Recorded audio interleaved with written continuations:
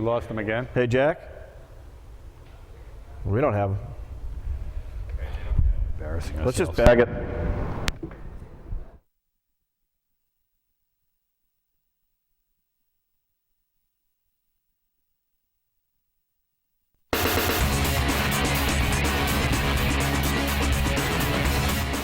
All right, welcome back. Unfortunately, we're trying to get our technical difficulties with Jack Armstrong fixed, but unfortunately, we have not been able to get him on the phone. But that's no problem, Sully, because we can just keep on rolling with the NBA, unless you want to talk about something else. Yeah, the NHL lottery. No, wait a minute.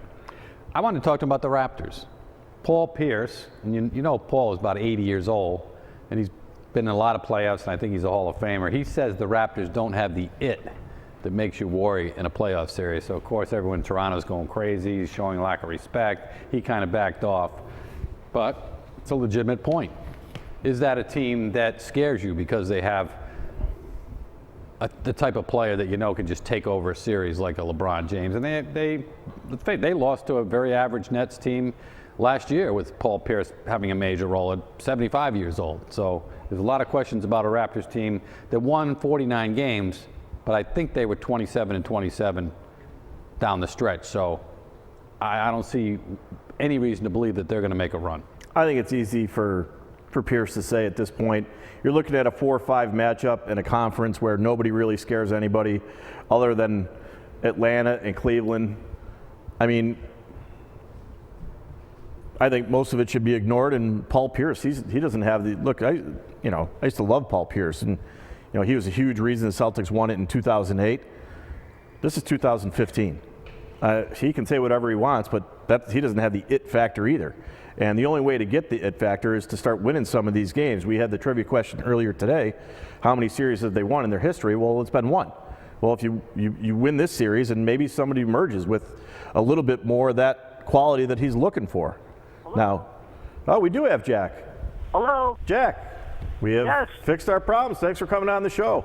Jack Armstrong, everybody. Jack, we're talking about the Raptors. I'm going to come right to you. This idea that they don't have the it, as Paul Pierce says. What do you think of that?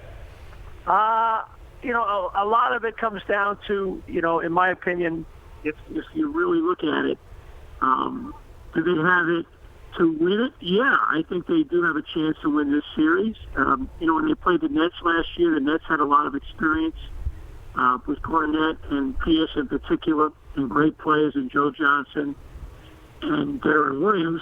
I think Washington's a different team, so I'm sure he's trying to get in their heads a little bit. But I think Toronto has the makeup to win a series. I mean, I personally think it's going to go 7, and it really could come down to one play. I mean, that's how little separates these two teams. And that's last year's series came down to the last play, and Pierce blocked Lowry. They were 27-27, Jack, the last 54 after a hot start. Is that who the Raptors are, or do you think they're going to find that gear again that makes them seem like a semi-elite?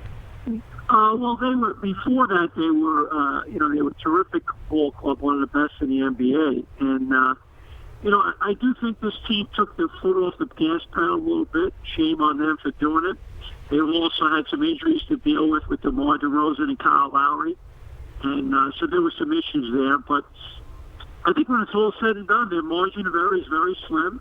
And we saw this as well with Washington. You're kind of playing a mirror image of yourself.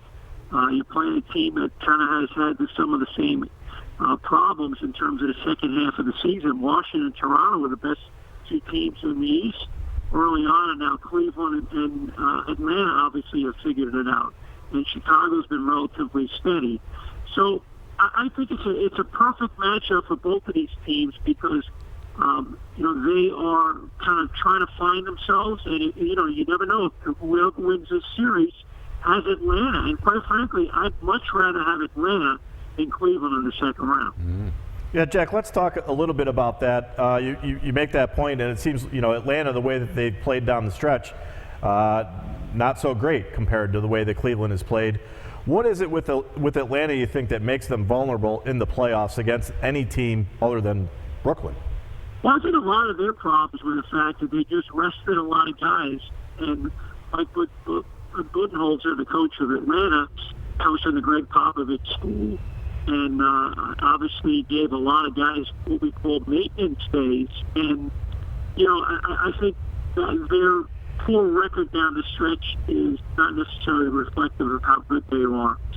But I do think that if I look at the playoffs, and it's a different animal. You gotta have studs, you gotta have stars in the playoffs.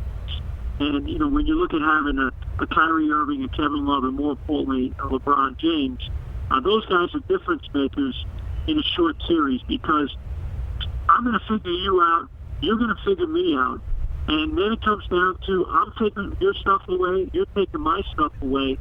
So ultimately, who has the better guys at the back end of the shot clock that are playmakers under duress? And I think Cleveland has that. I think Atlanta is a wonderful system team, and I love their team, and I very well think that they can go to the NBA Finals. I do think that they and Cleveland are the best two teams in the East, and they're wonderfully coached. They play a beautiful style of play. And it should be a great test here in the Eastern Conference to see which of the top 5 teams come out. All right. Hey, listen, Jack, we got to let you go. Sorry for the technical problems. Our apologies. We got to cut this segment short because of it. No problem. But thanks for coming on the show. We will catch up with you. Maybe later in the playoffs, we'll get you back on the show and talk some more NBA. Glad to be on. Thanks, guys. All right. Thanks, Jack. Jack Armstrong, everybody. We're going to take a break. Stay with us, and we're going to wrap it up here on the Bucky and Sully Show.